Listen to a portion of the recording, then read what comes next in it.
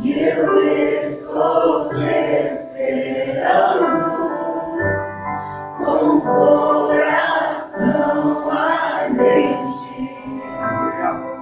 Volta logo, vem agora.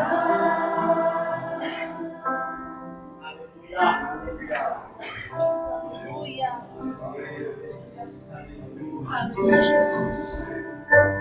Esperamos a tua volta, Senhor. Nos ajuda a preparar para a tua volta, Senhor. Não deixe-nos desapercebidos, Senhor. Não deixe-nos distraídos. Nos ajuda-nos a ter viva expectativa, Senhor. Fé e esperança e amor, Senhor Deus. Preparando a tua volta. É isso que nós desejamos de coração, Senhor. Amém, Senhor. Jesus. Aleluia, Jesus. Pode sentar, irmãos.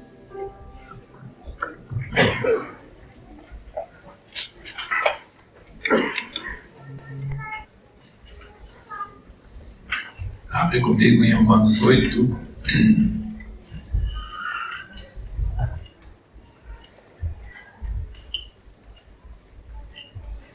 Romanos 8 e versículo 19. 18, 19. Romanos 8, 18, 19. Diz o seguinte: pois tenho para mim que as aflições do tempo presente não se podem comparar com a glória que em Jesus há de ser revelada. É isso que fala? Não fala em Jesus, fala em nós. As aflições do tempo presente não podem comparar com a glória que em nós há de ser revelada. Está escondido, será revelado. Eu tenho vários livros pequenos, curtos, publicados. E um deles fala que o corpo humano revela ou esconde Deus. Depois acho que dá para você adquirir também. Eu posso ver se tem o PDF também para mandar para os irmãos. A gente não conseguiu trazer livros impressos, porque é pesado e não deu para trazer. Mas dá para vocês verem. Mas assim, Deus deu o trabalho de mandar Jesus nascer de uma mulher, um corpo humano. Por quê? Porque ele queria que todo mundo visse como ele é, que ele é invisível. Então as pessoas formam conceitos errados sobre Deus. E aí Jesus é a manifestação de Deus num corpo humano. Então a encarnação de Deus em Maria é um negócio misterioso, mas Jesus foi uma criança de 2 anos, de 3 anos, de 4 anos, de 30 anos. Ele era nazareno, que ninguém sabia que ele era Deus, de jeito nenhum, né? Imagina. Mas Deus desceu do céu para se mostrar, para se manifestar. Só que aí eu mostro aqui nesse livro que quando fala carne, a carne luta contra o espírito, não está falando do corpo, porque o corpo é de Deus. O corpo foi feito por Deus. Então, assim, essa carne e sangue não vai dar reino de Deus, vai ser transformado e tal, mas o corpo é de Deus. Se não fosse de Deus, Jesus não podia revelar a Deus, né? Então ele veio em carne para poder revelar a Deus. Só que também esconde Deus, porque o Nazareno fala assim: não, esse aqui é filho de Maria, a gente sabe quem ele é e como ele pode ser filho de Deus. Então o corpo humano pode esconder Deus e pode revelar a Deus, entendeu? Então nós podemos estar numa reunião com irmãos e Deus está presente na reunião, mas porque a gente conhece as pessoas segundo a carne, a gente não enxerga Deus, né? Então discernir o corpo de Cristo na ceia não é só saber que o pão é o corpo de Cristo, é saber que as pessoas que participam do pão é o corpo de Cristo, apesar de serem pessoas que a gente conhece e que cada um tem as suas falhas, as suas belezas, as suas capacidades, entendeu? Então, assim, conhecer segundo a carne impede de ver Deus, que é uma máscara, Entendeu? Então muita gente viu Jesus e não achou que era Deus. Mas ele desceu para a terra para mostrar Deus. Então o corpo mostra Deus ou esconde Deus. Né? Então aqui está dizendo que a glória que em nós há de ser revelada. Então hoje não está revelado, hoje está escondido. Tá? E vai ser revelado. Tá? Então a gente está nesse corpo físico, então a gente se lê livros, se vê pessoas na internet, você assim, você não sabe como essa pessoa é na sua casa, entendeu? Você não sabe como a pessoa é na sua vida diária. Você não tem noção. Ela é tão fraca e tão frágil quanto você. Entendeu? Então as pessoas endeusam as pessoas, idolatram pessoas, mas elas são carne e osso e pessoas que igual a todo mundo. Entendeu? Então assim, a gente precisa entender isso, que existe um tesouro em vaso de barro, né? E que ninguém é divino, assim, todos são falhos, têm limitações, têm trejeitos, né? Tem idiosincrasias, né? Que significa que cada pessoa tem um jeito de ser, e não é ruim nem bom, mas é o jeito da pessoa, entendeu? Então, mas existe uma glória dentro que quer ser revelada. Então, quando, no último dia, eu tenho certeza que muita gente que é destacado hoje vai ser o fim da fila. E muita gente que hoje é desprezado vai ser o primeiro da fila. Tenho certeza disso. Que pessoas que são humildes, anônimas, que ninguém conhece, ninguém dá valor, essas pessoas talvez serão a primeira da fila. Entendeu? Porque os últimos serão primeiros, primeiros serão últimos, e muita coisa nas escrituras fala sobre isso. Mas aqui diz que a glória em nós vai ser revelada. Então, existe um dia onde essa coisa escondida, ela vai se manifestar. Né? Conhece o negócio da borboleta, né? Que a borboleta fica naquele casulo e você não sabe que cor ou que beleza que ela vai ter quando ela sair. Então, quando essa casca acabar, Deus vai revelar coisas que nós nem imaginamos. Né? Então, deu para entender bem, né? A glória que em nós vai ser revelada. E aí o versículo 19 diz, porque a criação aguarda com ardente expectativa. Quando fala criação, está falando de tudo, né? Não está falando só de gente, está falando de criação, entendeu? Animais, plantas, estrelas, minerais, né? Tudo aguarda com ardente expectativa a revelação dos filhos de Deus. Então você precisa sublinhar aí os S, dos filhos de Deus. A criação não aguarda a manifestação de Jesus, eles aguardam a manifestação nossa. Então, antes de Jesus voltar, ele não volta para dar uma melhoradinha em nós, porque isso já fez na cruz. Tudo que tinha que fazer ele já fez. Então ele está sentado esperando que tudo que ele fez na primeira vinda chegue à consumação. E então a criação aguarda não a volta de Jesus, aguarda a manifestação dos filhos de Deus, nós no caso, certo? Então Jesus não volta qualquer hora, qualquer momento, porque isso ainda não aconteceu. Tem que ter cópias verdadeiras de Jesus mesmo. Essa glória tem que ser manifestada ao mundo. Tem que aparecer. Porque esse é o propósito eterno de Deus. E esse é que os profetas falaram. E aí, quando tudo que os profetas falaram acontecer, Jesus volta. O céu retém Jesus até o tempo da restauração de todas as coisas que foram faladas pelos profetas. E a Bíblia diz em Efésios que a igreja será gloriosa, sem mancha, nem ruga, santa e sem defeito. Isso não quer dizer que ela vai ser assim aos nossos olhos, tá? Aos nossos olhos, alguém disse uma vez, e eu acho que é uma situação muito boa, que aquelas, não é cobertor, como é que chama? Aqueles que são feitas de vários pedaços de pano de cor diferente, coxa de retalho, né? Coxa de retalho. Por baixo, vocês já viram uma coxa de retalho? Por baixo é muito feio, né? Tem fios assim, de cada cor embaixo. Porque ninguém vai ficar olhando embaixo, todo mundo vai olhar em cima. Em Em cima é bonito, embaixo é feio. Somos nós na fita, entendeu? Então, assim, você não vai pensar que essa igreja gloriosa, ela vai parecer gloriosa aos nossos olhos, mas ela será gloriosa porque interessa o que Deus está vendo e não o que nós estamos vendo. Mas ela será gloriosa e ela será uma noiva gloriosa. E dizem em Isaías 53, eu estou só dando alguns exemplos de algumas passagens. Isaías 53 diz que ele verá o fruto do trabalho da sua alma e será satisfeito.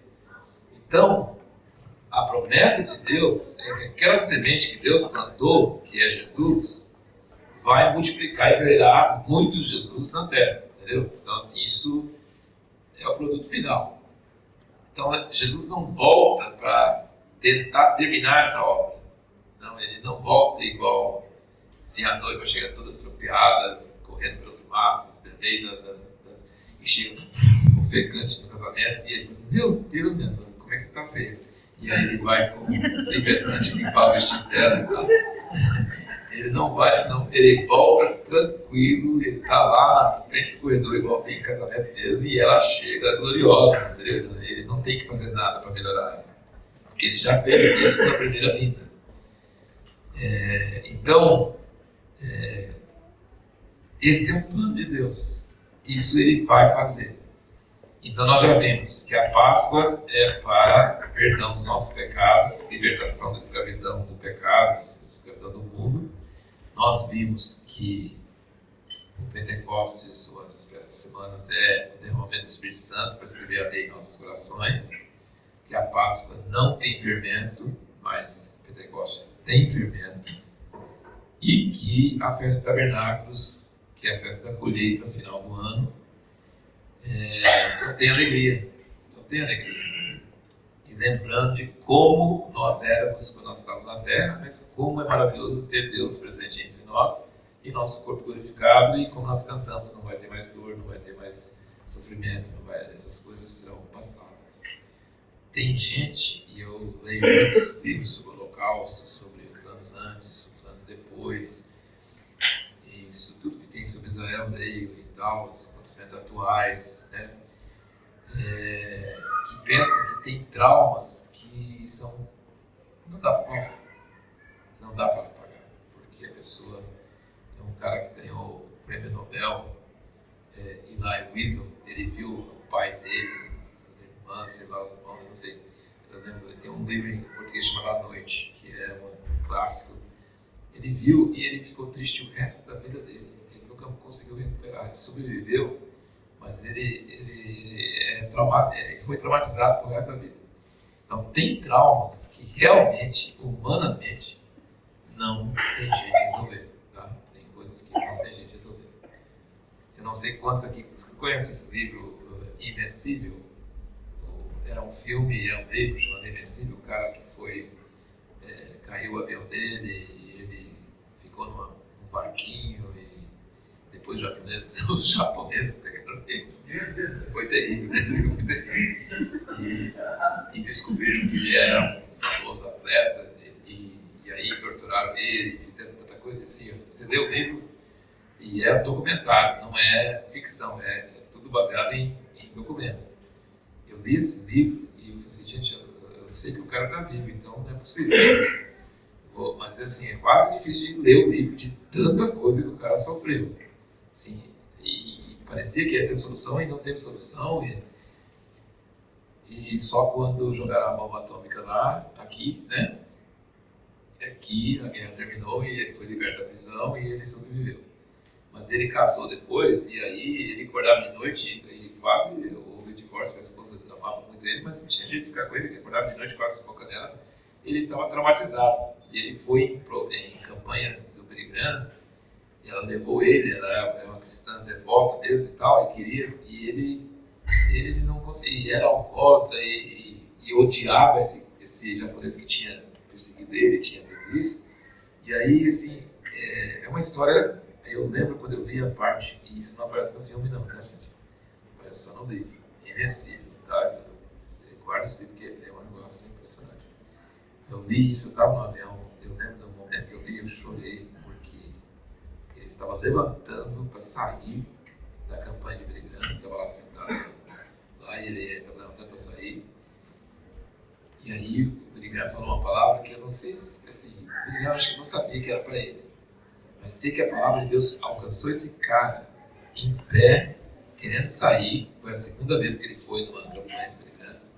A segunda vez que ele foi, ele já estava em pé para ir embora, porque não aguentava, não achava que era solução para ele. E Deus visitou esse cara e transformou ele em um segundo. Nunca mais alcoólatra, nunca mais ódio, nunca procurou o cara para poder perdoar, para poder, entendeu? Ele foi liberto de um trauma impossível de ser tirado. É um negócio assim. Então Jesus faz coisa maravilhosa. Mas nessa vida não é muito comum isso aí, tá? Tem muitos cristãos que são fiéis e servem a Deus, mas tem traumas que não estão resolvidos aqui na Terra, não, sabe? Então, assim, não é uma história de fadas, né? Que a vida cristã não é fácil. Mas o que nós cantamos é que esses traumas serão resolvidos. Assim como foi resolvido na vida desse cara, vão ser resolvidos. Porque ele fala assim, vai enxugar toda a lágrima. Quando ele fala que vai enxugar toda a lágrima, acabou os traumas. Não vai lembrar, não vai ficar remoendo aquela mesma coisa toda a vida. Aquele pesadelo acabou e já era. Tem um livro também, A Cabana. Alguém já leu esse livro, A Cabana? Sim, A Cabana também era um ódio e uma coisa que ele tinha, porque matou a filha dele e tal. E depois, no fim do livro, ele deu outra coisa, entendeu? Então, assim, essa história é maravilhosa, né? De que Deus, realmente, nós temos essa expectativa, né? Aqui na Terra, as aflições do tempo presente não podem comparar com a glória que em nós vai ser revelada. Mas Deus, no meio da nossa fraqueza, no meio da nossa fragilidade, no meio até de nossos traumas, que às vezes não são resolvidos, das nossas amarguras, das nossas mágoas, das nossas dificuldades de perdoar, a gente perdoa, mas não perdoa, é aquele negócio, né? Sim, é uma coisa difícil, né? Ele vai manifestar a sua glória. E ele vai tirar o orgulho e o fermento. E nós vamos ser uma noiva perfeita para Jesus. E isso vai acontecer. E isso nas festas já está predito. Então a gente precisa entender que a Páscoa é perdão dos pecados, Pentecostes é o derramamento do Espírito Santo, mas quando chega trombetas é a vinda do profeta, da palavra profética. Eu não creio que é uma pessoa. Quando Elias vir, não é uma pessoa. Eu creio que é um espírito profético vai cobrir o globo e vai ser uma restauração do coração dos pais aos filhos, dos filhos aos seus pais. Vai ser uma restauração da família. A família vai ser restaurada, transformada. Não de todos, daqueles que querem, porque, gente, Elias não era brincadeira, tá? Elias, se eu fosse Deus, eu não ia mandar Elias para restaurar a família. Porque Elias acho que era autista, né? Sei lá. Eu acho que ele não tinha muito bons habilidades de relações humanas. Concorda comigo? Porque ele jogou a capa em Eliseu. Jogou a capa nele. Depois Eliseu correu atrás. Deixa eu falar. Eu não fiz nada com você, não. Ele é muito curto, muito grosso e muito sem educação. Não é assim ser modelo de pai. Ele não era casado. Ele não tinha filhos. Ele não fez curso de psicologia. Esse cara é o contrário de alguém que eu mandaria para converter o coração dos pais aos filhos. Eu mandaria Abraão. O nome de Abraão é pai. Então, Deus, muda de ideia. Não manda Elias, não manda Abraão. Acho que é melhor você mandar Abraão. Amém.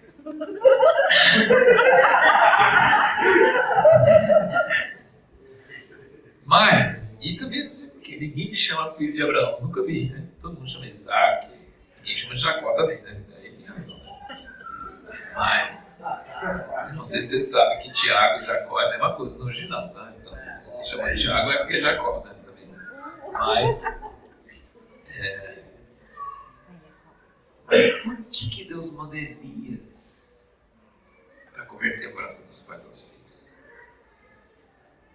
que a coisa principal de Elias é que ele diz: vive o Senhor em cuja presença estou. Aleluia.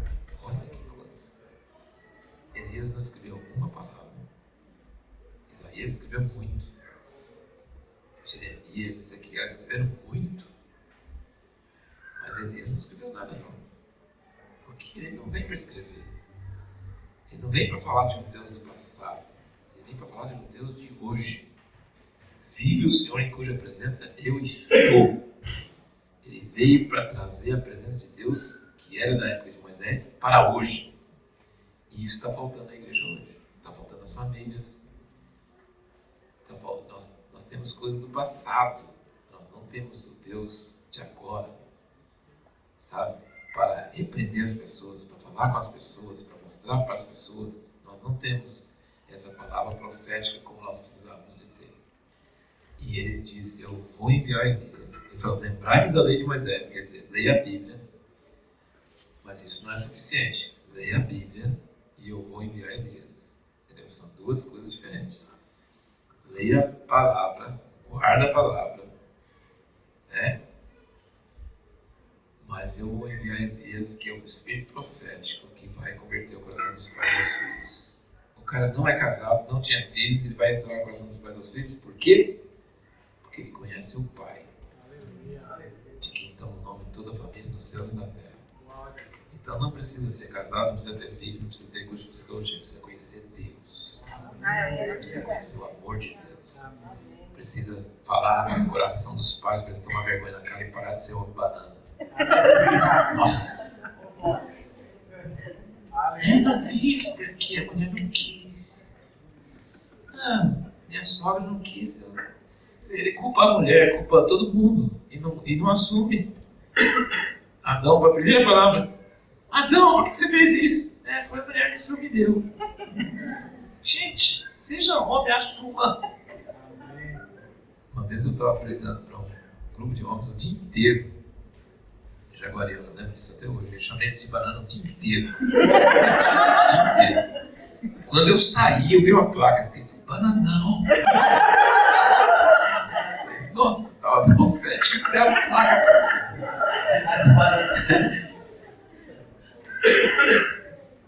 Mas para ter uma família sadia, você tem que ter um pai. Ele dá o nome para a família porque ele é pai. E ele é uma pessoa que protege a sua casa. Ele escuta a mulher, mas ele não obedece a mulher. Ele escuta, ele às vezes segue 90% do tempo que ela está falando, porque às vezes ela é bem mais inteligente que ele.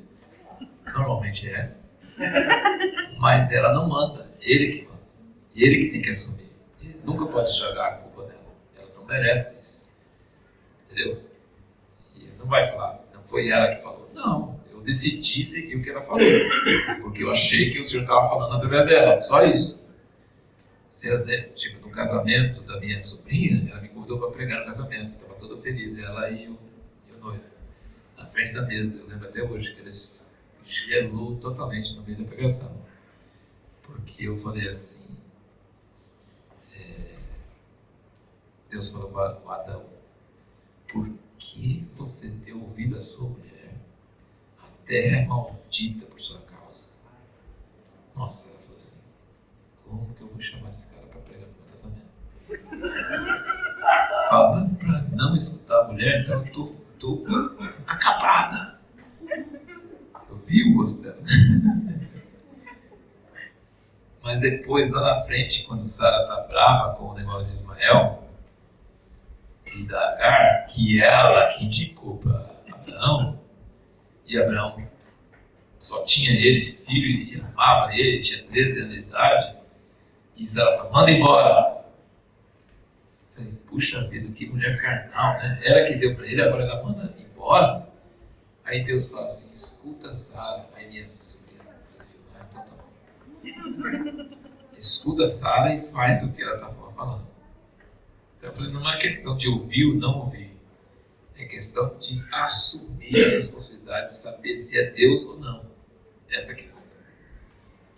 Entendeu? Vocês estão entendendo o que eu estou falando? Então, assim, Deus vai restaurar verdadeiros homens e o diabo quer destruir os homens. Ele quer tirar a identidade dos homens. Não é machismo, não é subjugar a mulher, não é mulher inferior, nada disso. Mas é o homem assumir o papel de protetor da sua casa, sacerdote, rei, servo, tudo o que precisa ser feito, entendeu? Então, muitas vezes ele pode ouvir a mulher, muitas vezes ele deve ouvir a mulher, e muitas vezes ele não ouve, ele está errado. Mas é a decisão dele, e a culpa é dele, a responsabilidade é dele. É isso que a gente tem que entender. Bom, mas como que nós vamos ver esse quadro mudar? Sabe? Assim, humanamente falando, gente, do jeito que nós estamos, com as ferramentas que nós temos, não vai mudar, tá? Não vai mudar. Com o jeito que a igreja é hoje, do jeito, do tipo de palavra que nós temos, o tipo de dons que nós temos, não vai mudar, porque a gente fala e ninguém muda. Sabia disso? Chega a desanimar, assim, não vou pregar mais, não adianta. Ninguém muda. Igual Deus falou com Ezequiel. Tá vendo esse povo? Eles gostam de ouvir essa palavra, concordam como se fosse o povo de Deus, mas eles não vão fazer nada, não. Eles vão esperar o próximo domingo para ouvir outra palavra e vai toda a vida ouvir palavra. Não muda nada. Porque mudar exige preço, é caro. Sabe? Pessoas que têm famílias hoje, com filhos igual meu pai nos criou, sacrificaram. Meu pai saiu dos Estados Unidos para o Brasil para não deixar os filhos viver no sistema americano de vida. Ele ensinava os filhos em casa, chegou a diretor de ensino lá e falou: você tem que pôr seus filhos na escola. Eu falei: eu vou embora desse país. Eu vou embora, eu quero um lugar onde eu posso criar meus filhos do jeito que eu quiser e sem influência de fora. Nós temos um pastor nosso lá em Jundiaí, que chama Clésio, que é tipo filho adotivo do meu pai, que aprendeu, ele largou a farmácia dele, largou o emprego dele, e a esposa largou também tudo para criar os filhos para Deus. Mudou de cidade, passou apuro financeiro, mas os filhos hoje são, um é médico, outro é advogado, outro trabalha na Força Aérea Brasileira, mas todos são crentes assim, rasgados por Deus. Não é só crente, eles são obreiros, eles são pessoas assim radicais. Uma delas está com minha filha lá em Chipre, ela é advogada, formada, passou no OAB, com honra e tudo. E lá onde ela está na faculdade lá, que ela está fazendo faculdade, que não vai valer nada. Pós-graduação, entendeu? Assim, o meu genro está fazendo, que é advogado também, a outra menina que está com ela, 3 advogados, formados no Brasil, poderiam exercer a profissão, poderiam ganhar muito dinheiro e tal, tranquilo. Mas eles estão lá como missionários na parte turca do Chipre. E estão na faculdade fazendo a pós-graduação que não vai valer nada, porque é lá que eles vão evangelizar e achar pessoas do Irã, do Paquistão, de Marrocos, de muitos lugares islâmicos que nunca ouviram falar de Jesus, nunca sabem quem é Jesus. E ela, essa filha do Clésio, ela foi a única que se ofereceu emprego na administração da faculdade, e ela foi a única que não quis, que não procurou, que não nada, e eles foram escolher ela, correndo atrás dela. E ela está trabalhando na equipe lá. Assim, então, assim, os pais pagaram o preço para ter filhos desse jeito. Não é de graça, não, entendeu? Você não vai criar filhos se você não for radical, se você não for intencional, se você não tomar prejuízo. Eu tenho exemplo de outro casal de Curitiba, que a mulher era alta advogada nos Correios do Brasil, com um emprego assim, garantido, alto salário, tudo. Largou tudo para poder criar os filhos. Entendeu? Então, assim, não que todo mundo tem que fazer isso, estou só dizendo que Deus dirige cada pessoa de um jeito, assim, não estou falando que a mulher não pode trabalhar, não estou falando nada disso, não. Estou falando que existe um custo para você ser radical e criar filhos para Deus e ser uma família dos padrões de Deus. E hoje está sendo cada vez mais difícil. Então, nessa situação da igreja, Deus vai fazer coisas que vão mudar esse cenário. E o que ele vai usar para isso é a palavra profética de Elias. Hein? Então, estejam atentos, porque essa palavra vai sair, porque está aqui escrito, não é verdade? Depois de Pentecostes vem o quê? Trombetas. Tem que acontecer. Em algum momento ele vai liberar essa palavra profética e ela vai anunciar a vinda do dia da expiação. E agora sobre o dia da expiação, que é o dia 10, Porque não vou falar mais sobre tabernáculos, já deu para entender, né? Sobre trombetas, quer dizer. Eu não vou falar mais sobre trombetas, porque trombetas é a palavra profética que Deus vai mandar, que vai cobrir a terra e que toda a igreja, e não só um segmento da igreja, vai ouvir. Vai ser uma palavra tão forte, tão poderosa, que ela vai restaurar as famílias dentro de qualquer denominação, dentro de qualquer igreja, dentro de qualquer movimento que as pessoas estejam, entendeu? Isso é o dia das trombetas. Mas os trombetas estão anunciando um outro dia, que é o dia 10, que é o dia da expiação. O dia 10, o dia da expiação, ele é o dia mais sagrado do ano para os judeus. E ele não é dia de alegria, ele é dia de tristeza. Então presta atenção, toda essa euforia que a igreja tem hoje, ela tem que ir embora. Mas não porque alguém está falando, nada disso, porque Deus vai nos levar ao dia da expiação. E o dia da expiação era o único dia do ano que alguém entrava no Santo dos Santos. Mas entrava com temor. Entrava com temor. Porque era perigoso. Aí você fala assim, a presença de Deus é perigosa? É. A presença de Deus mata. Se tiver qualquer impureza, já era. No dia de inaugurar o tabernáculo, morreram os 2 filhos de Arão. Puf! No dia que estava mais glória em Atos, morre Ananias e Safira, por causa de uma mentira. Gente, se a presença de Deus vier hoje daquele jeito, vai morrer todo mundo. Gente, porque aquela mentira deles é tão fraquinha. E já morreram? Imagina as coisas que acontecem na igreja hoje.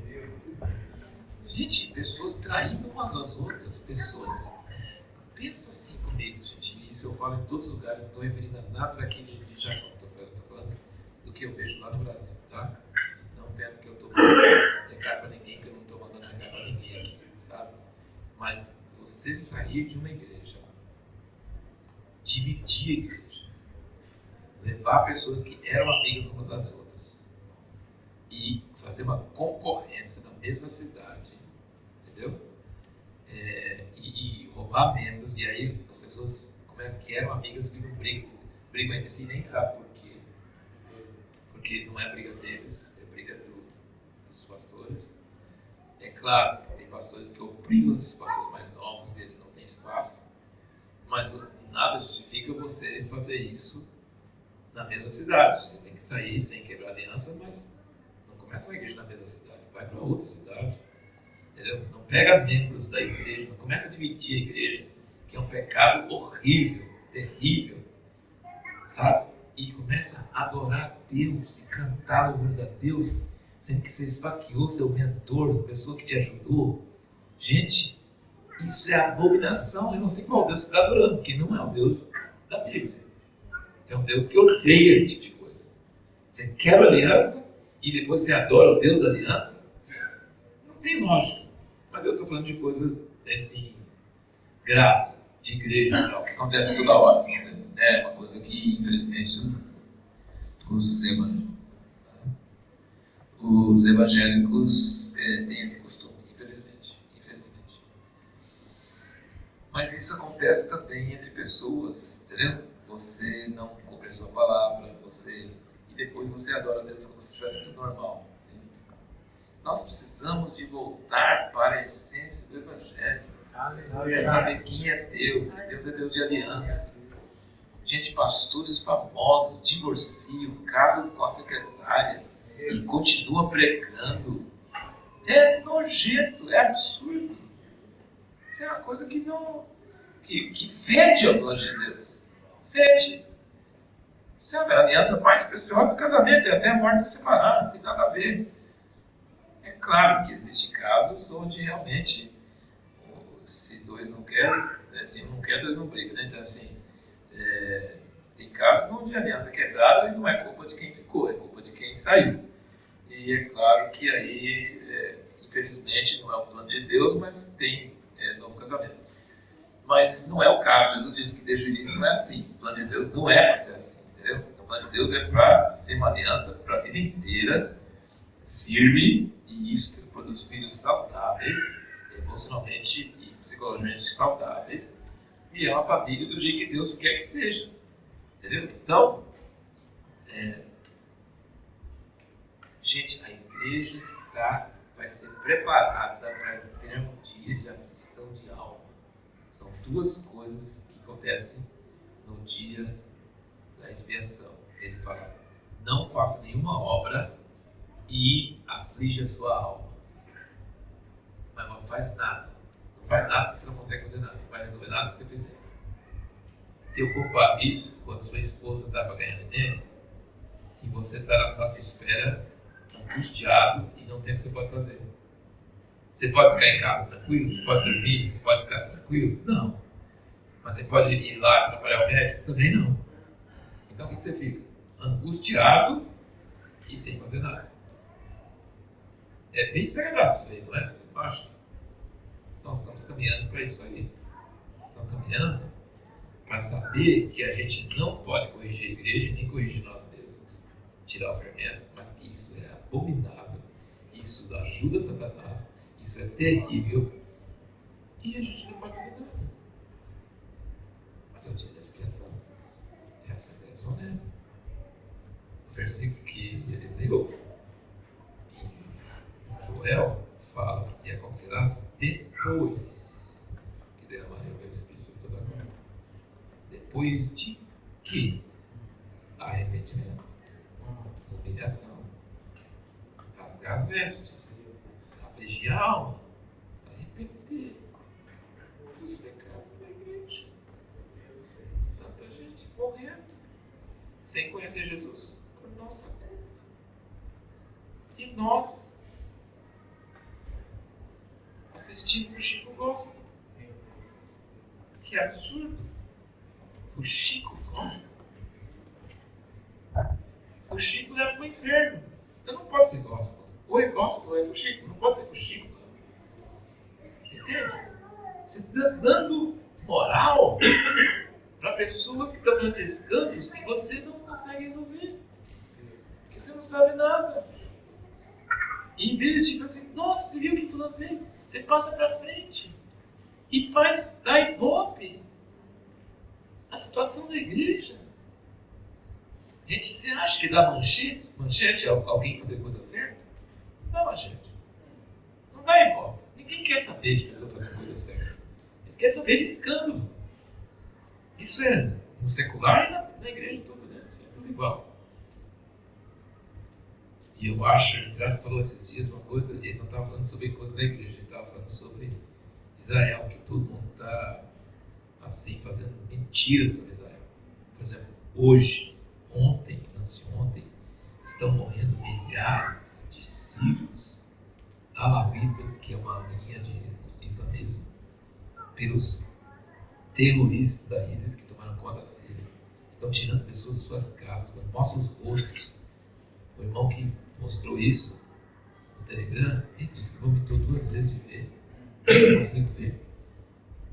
4.000 já mortos, os corpos jogados na rua, pessoas que não têm nada a ver, mas a mídia mundial não fala nada, porque não é judeu. E inclusive eles falam que são judeus que fazem que é mentira, é absurdo, mentira absurda, porque ali é Síria, não tem nada de judeu também. Mas assim, nós precisamos aí, por favor, eu quero que você sinta pelo menos um pouquinho, eu também quero sentir muito mais, porque eu não sei, eu não sou capaz de passar direito isso aqui. Porque ainda não tem esse arrependimento, essa choro, essa coisa que precisava de ter. Não tem ainda. Mas vai chegar, tá? Então prepare seu coração para não ficar falando dos escândalos dos outros. Se você pode resolver, se você pode ajudar, sim. Se você pode ajudar a vítima, se você pode confrontar o abusador, se você pode... Isso sim, com certeza. Não devemos colocar debaixo do tapete, nós não devemos encobrir, nós devemos ir atrás, nós devemos resolver se está nas nossas mãos. Mas se não está nas nossas mãos, nunca põe na rede social. Porque ali a pessoa não consegue se defender, você sabe só uma parte da verdade, você não sabe a verdade total, e você está pecando, e esse pecado te leva para o inferno. Você está entendendo o que eu estou falando, gente? Sim, é muito sério. Então, a igreja, agora, ela não vai entrar num avivamento de oba-oba. Ela vai entrar num avivamento profundo fundo de tristeza segundo Deus, de arrependimento segundo Deus. E, gente, entrar no Santo dos Santos para encontrar com Deus, que é o dia da expiação, significa que a igreja vai entrar para ver Deus como nunca viu antes. E Deus tem fogo saindo dos seus olhos. Ele tem ira contra o pecado.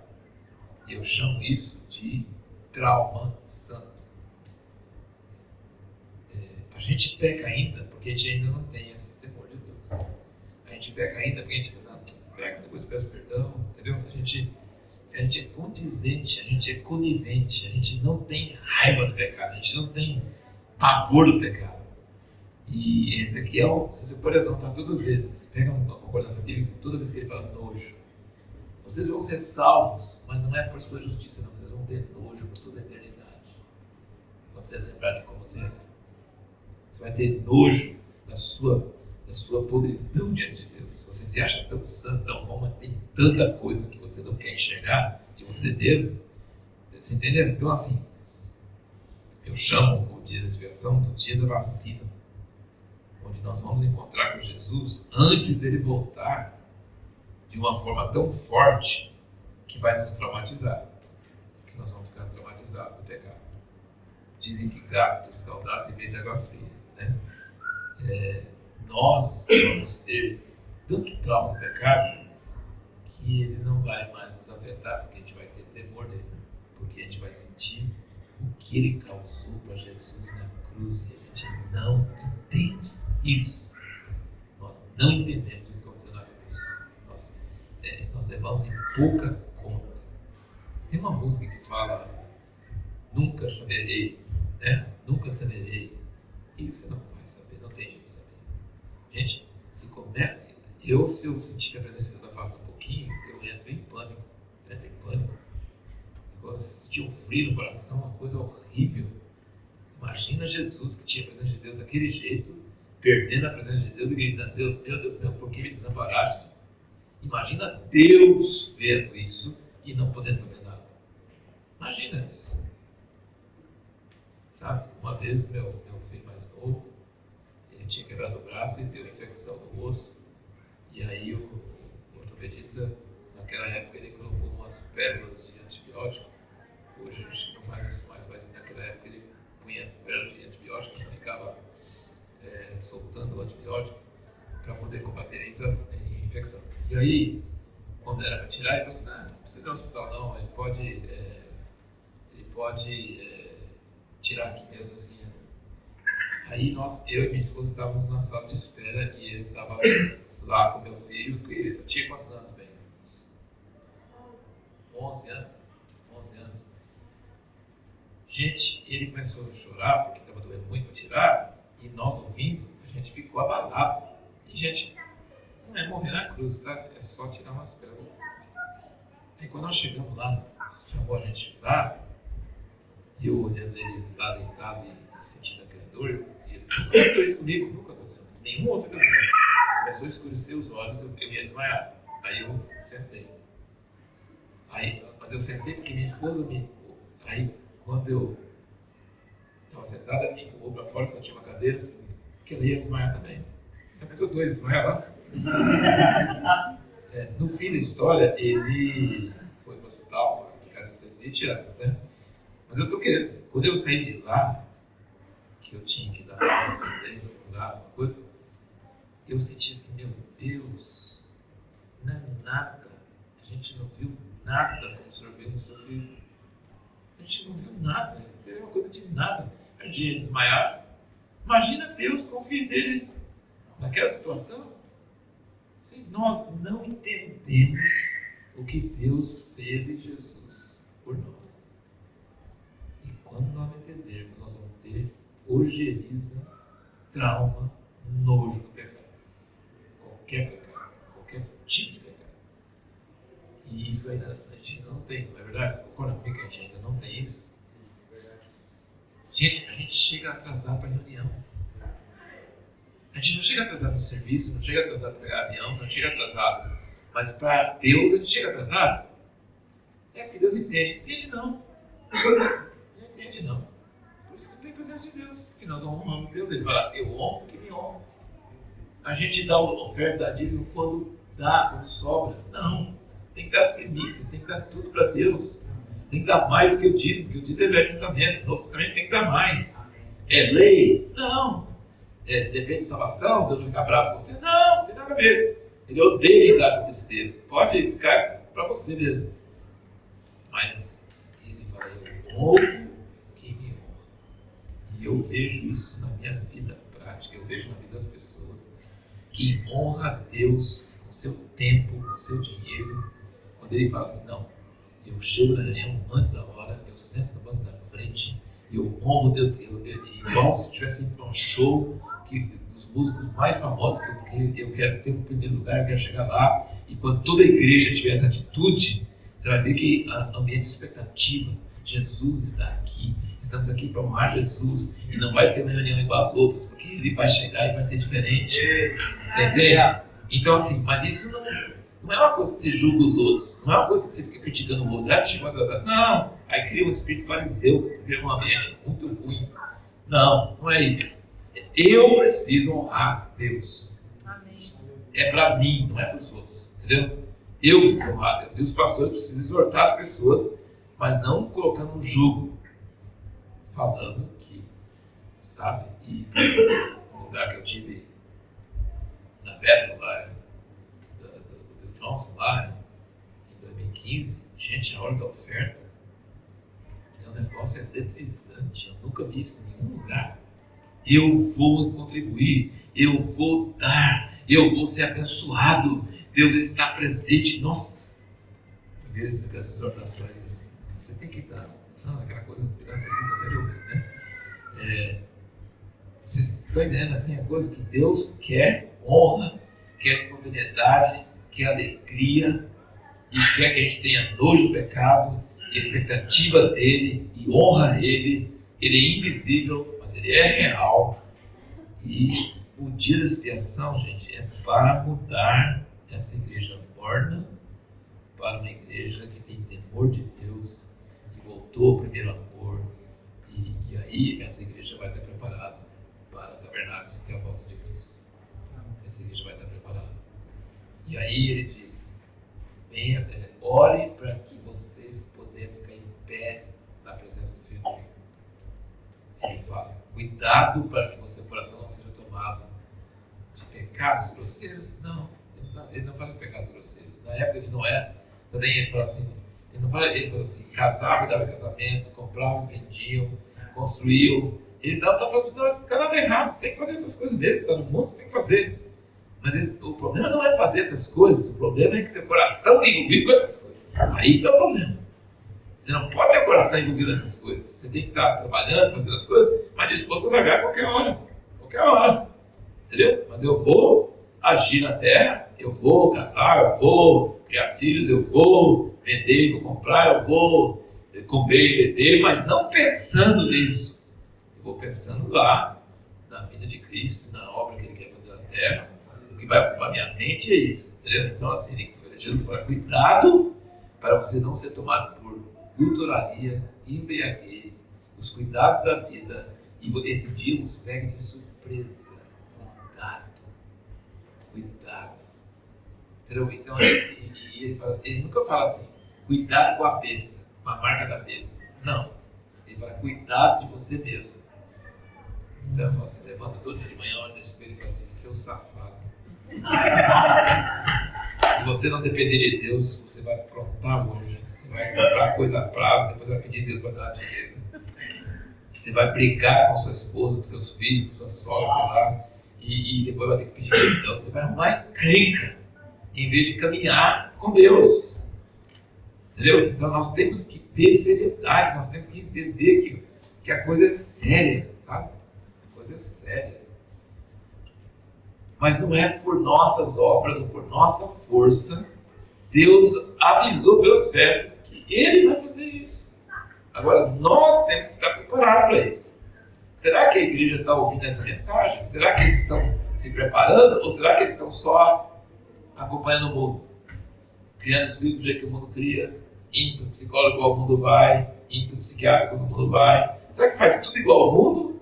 Ou será que consegue ser contracultural? Será que consegue ser pessoas que estão olhando para cima? Será que são pessoas que não vivem igual aos outros? Que vivem diferente do que os outros? Entendeu? Trabalha, estuda, faz todas as coisas, mas não tem o coração nessas coisas. E se Deus pedir para abandonar qualquer coisa, abandona na hora, porque o coração não está preso a essas coisas. O coração está voltado, o tesouro está lá, o desejo está lá e o coração está lá. Vocês estão entendendo, irmãos? Então, assim, minha preocupação é essa. Tem outro livrinho nosso também, que acho que está, depois eu passo o PDF também, Preparar o Caminho. É um livro que eu chamo de kit de sobrevivência para os dias que virão sobre o mundo. Eu falo sobre Assembleia Solene, arrependimento, fala sobre oração, sobre leitura da palavra, sobre Israel, fala sobre 12 coisas que a gente precisa estar vigiando. Então, o kit de sobrevivência é o quê? Você vai ticando as coisas para ver se seu kit está completo. Você está orando todo dia? Sozinho? Você está fazendo culto doméstico com sua família? Você está ouvindo a voz do Espírito Santo e notando o que ele fala com você? Você está entendendo o que Israel representa e como você pode ajudar Israel? Sabe? Não ser das cabeças, ser das ovelhas, né? Que o rei vai dividir de um lado para o outro, de acordo com o que fez com Israel. Entendeu? Então, assim, tem muita coisa que nós devemos estar fazendo, que eu não tenho tempo e jeito de mexer com isso agora. Mas eu queria só alertar vocês. É importante ser sóbrio, vigilante e preparar para os dias que virão. Tá? Preparar para a festa de trombetas, que é a palavra profética mundial, e para um dia de arrependimento coletivo. Não era só pessoal, porque Páscoa era cada casa, cada família. Já dia de expiação era a nação inteira vendo, esperando o sumo sacerdote entrar lá por eles. E não era a cordeira, era bode expiatório. Ele confessava os pecados e levava embora. E você pensa assim, mas já teve Páscoa, já teve Pentecoste, não está santo? Não, tá não. Deus sabia que nós não ia estar santo. Então isso me consola muito. Ele sabia que o século XX ia trazer muita salvação, muita libertação de pessoas, muitas pessoas que nunca entraram no reino, ia trazer muito fermento também, muito escândalo e muito problema. Ele sabia, ele avisou. Tem fermento em Pentecostes, mas tem o dia de expiação antes da volta de Cristo. E as pessoas estão pensando que a gente vai subir do jeito que está. Não vai não. Vai não. Entendeu? Então, assim, as festas são profecias claras sobre o que Deus tem na agenda dele para a igreja. Então, gente, vamos começar a ser sóbrio, vamos começar a vigiar, vamos começar a preparar nossas vidas, vamos começar a ser intencionais. Gente, é tão fácil surfar na onda do mundo. Sabe as 3 coisas que mais impedem Deus de falar com você, de você de ouvir a voz de Deus? Barulho, pressa e multidão. Você precisa de deserto para ouvir a voz de Deus. Você precisa desligar seu smartphone. Você precisa tirar tempo sozinho na palavra de Deus. Você precisa entender que os motores internos têm que aquietar. Você não pode ter urgência, pressa. Se eu não fizer isso, eu vou perder a oportunidade. Né? Se o mundo com as propagandas, você fala assim, se você não fizer hoje, a promoção acaba. Eu não preciso, fica com aí você. Aí depois das 10 dias a promoção continua, vai mentir para outro, para mim não precisa. Fica mais barato ainda, né? Então assim, nós precisamos não nos deixar ser manipulados, porque nós estamos sendo manipulados, controlados. As pessoas não conversam mais umas com as outras, sempre com o celular na mão, entendeu? Na hora da refeição, na hora da conversa, na hora que os jovens saem do shopping, tudo está com o celular na mão. Eles não estão falando com as pessoas que estão junto com eles, estão falando com outra pessoa. Entendeu? Pessoas se suicidando porque não tem likes. Gente, vamos sair desse controle, dessa coisa. E outra coisa, acreditando em notícia falsa. Você tem jeito de saber pelo Twitter, né, ou X, ou pelo TikTok, ou qualquer coisa, a verdade? Não! Não tem jeito. Você tem que ler livros, de capa a capa. Você, por exemplo, esquerdista, cristão esquerdista. Também é uma contradição de termos. Desculpa, Dani, mas conversão é sempre à direita, né? Não pensa. Como é que eu vou fazer conversão à esquerda? Não tem jeito, tem que fazer à direita para depois voltar assim, né? Arrependimento. Gente, mas tem irmãos preciosos que são cristãos e são esquerdistas, tá? Mas assim, coitados, eles estão enganados. Porque deixa eu te falar um negócio. Eu tenho livro da filha de Stalin. Eu não sou torcedor que está só em narrativas. Eu conheço, eu sei, porque eu estudei história, estudei geografia, acompanho de perto Lenin, Marx, esses caras, tudo que aconteceu, acompanho, gente. É do inferno, é diabólico. É um sistema que premia ladrões, que exalta ladrões e acaba com a honestidade e tortura pessoas inocentes. É uma coisa absurda. Como você pode vestir uma camiseta de Che Guevara, um assassino de sangue frio? Como você pode apoiar Hamas? Como você pode acreditar em mentiras? É porque você não lê. Você acredita em narrativas. Você não conhece a coisa. Você virou torcedor de futebol, tudo bem, mas torcedor da verdade, não. E só uma última coisa para você entender por que eu sou tão contra a esquerda. Os 10 mandamentos, 2 deles, lembra bem, gente, os 10 mandamentos não acabaram. Os 10 mandamentos do Novo Testamento, mas Jesus apertou eles mais ainda, tá? Ele não acabou com os 10 mandamentos, não. Os 10 mandamentos continuam valendo. Porque os 10 mandamentos é testemunho da natureza de Deus. Fala as tábuas do testemunho. Sabe o que é tábua do testemunho? É Deus falando quem Ele é. E Ele nunca vai mudar. Ele escreveu em pedra. Agora Ele escreveu no coração. Então assim, não tem jeito. Não tem jeito. E 2 desses mandamentos defendem a propriedade privada. O esquerdismo diz que as coisas têm que ser do governo. Nunca!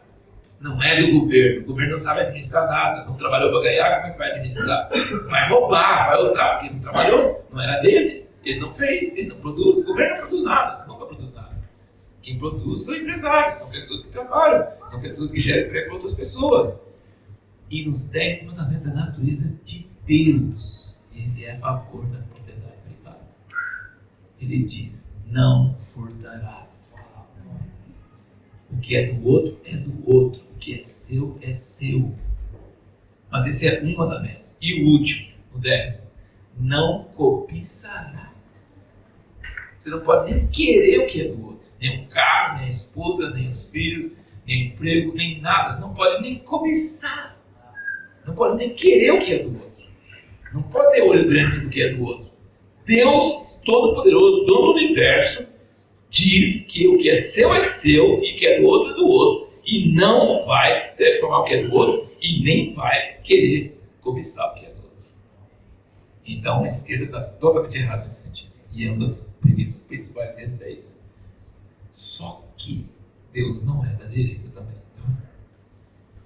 Porque a direita é absurdo, porque tem luxo quando pessoas estão morrendo de fome. Tem iates, tem vida assim, esbanjando, jogando fora dinheiro e pessoas morrendo de fome. Isso é absurdo. É um absurdo. É um absurdo. Mas, trabalhou, herdou, é seu. Quando o Espírito Santo desce, o que ele faz em Atos? Ele não obriga ninguém a dar nada. Ele não toma nada de ninguém. Eles dão, porque o Espírito Santo coloca em nós um coração de dar, um coração de sofrer, de ficar vivendo um pouco para que outros tenham, para servir os levitas, estrangeiros, pobres, viúvas, órfãos. Você entende? Então, Deus não é da direita e nem da esquerda. Deus é do céu. É a lei do céu. Entendeu? Então, eu mostro para vocês que tem os dois lados e os dois lados estão errados. Mas Ele não toma das pessoas. Ele escreve no coração e a pessoa doa, a pessoa dá, a pessoa é voluntária. Quando Ananias e Safira morreram, não é porque eles retiveram, é porque eles mentiram.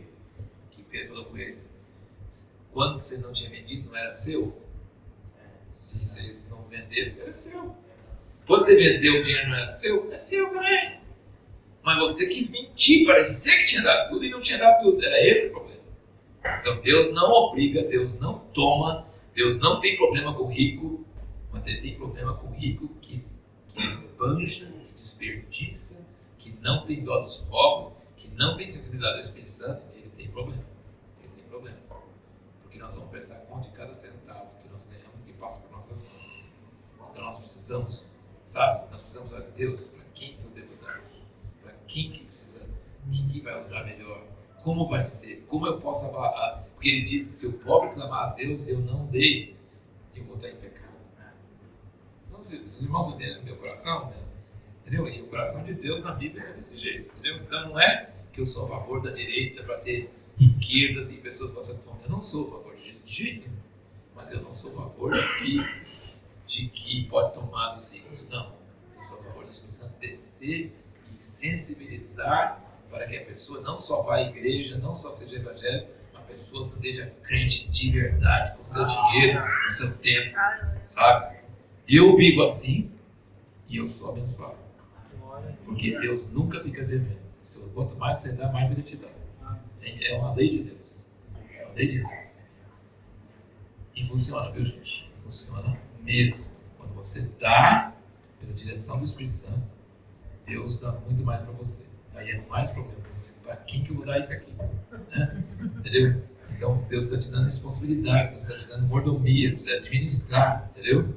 Eu não vou ter um carro que eu não preciso, eu não vou tirar férias exageradas, eu vou tirar férias com graça, eu não vou sentir condenado por tirar férias, porque férias é necessário. Deus quer um equilíbrio em nossas vidas, mas eu não vou ficar publicando nas redes sociais minhas férias, certo? Ninguém precisa ficar sabendo. Entendeu? Sim, a gente precisa começar a ter uma vida sóbria, porque as pessoas não te conhecem. E eles vão pensar que você está gastando dinheiro de Deus à toa. Então você tem que ser sério, mas também que seja privado, seja responsável. Entendeu? Mas tem um equilíbrio. Meu pai era a pessoa que exigia que a gente fosse radical para Deus. Você tem que ser igual aos comunistas que falam que ia dar a vida pela causa. Você tem que ter a disposição da vida pela causa. Mas ele falou assim: dorme o suficiente, come saudavelmente, tenha descanso suficiente, tenha diversão suficiente, entendeu? Porque você vai produzir mais para o de Deus assim. Entendeu? Não adianta a pessoa ficar tão ativa que ela não cuida da sua saúde, não cuida da sua família, não cuida da sua saúde mental, entendeu? Então tudo com equilíbrio, tudo com sensatez, porque aí nós vamos produzir mais para o reino de Deus. A gente sempre tem o intuito de servir o reino de Deus, mas se vai servir o reino de Deus, até as empresas estão fazendo isso. Eles deixam, né, algumas empresas de software lá em Silicon Valley, eles deixam levar cachorro para lá, deixam a pessoa sair com skate, porque aqueles caras tudo é maluco, né? Tudo doido, né? Os caras que produzem, mas esses caras que produzem são malucos meio, assim, cara. Mas eles sabem que se você permitir que a pessoa tenha assim, diversão, descanso, não exagerado, mas o suficiente, que ela vai produzir muito mais. Então o reino de Deus é a mesma coisa, gente. A gente tem que cuidar da saúde não porque eu quero ser feliz, eu quero viver mais anos para a glória de Deus e com saúde. Mas eu quero ser radical para Deus e obedecer a voz dele. Amém? É isso aí. Aleluia.